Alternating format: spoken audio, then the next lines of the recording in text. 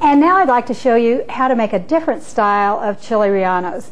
Instead of making them with a batter that you must fry, there's another way to do it. You can bake them. So let's just get started with the filling. The first thing that we're going to do is, of course, make it. What we've done here is we've sauteed onion and garlic in butter. I've previously got it till it's just clear colored.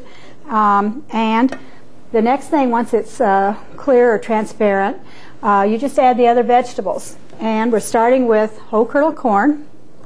And this could be canned, it can be previously cooked, or it could be frozen. You'll want to make sure, though, that it is cooked ahead of time. You don't want to cook it at this point, or you'll just have to adjust and make a longer cooking time. And these are the diced, cooked tomatoes, which again could be canned, which honestly a lot of times you get a fresher taste in tomatoes if they are canned, unless of course it's in August or early September. So we've added the tomatoes, and now just the seasonings, which are salt, a few grinds of black pepper, and some Mexican oregano. Mexican oregano is quite different than Mediterranean oregano. It has a more minty flavor that's very, very good with chilies.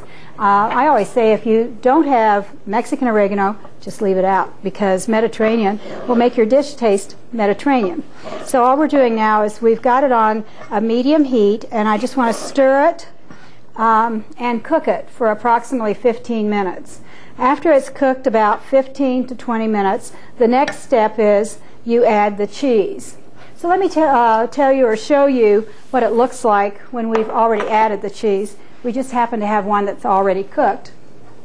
And we'll just place it right here on the heat, and see how the cheese with all those wonderful vegetables makes a really nice, very flavorful filling for these green chilies.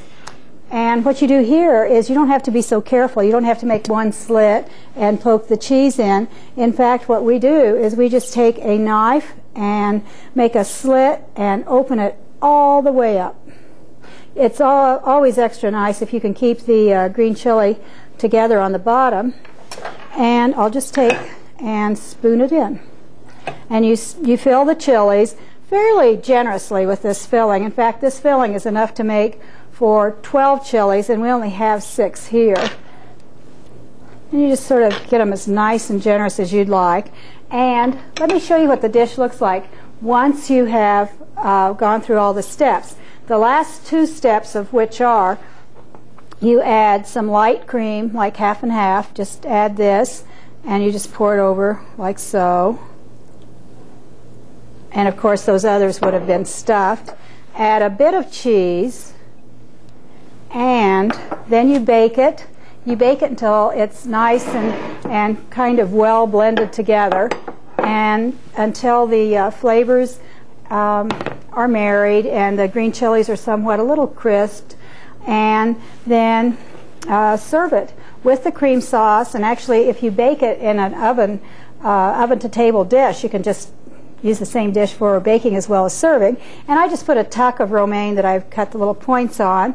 And I like to serve this with a ranchero sauce. And the ranchero sauce is real easy to make. You just make it with tomatoes, and we'll show you how to do that in another one of the shows.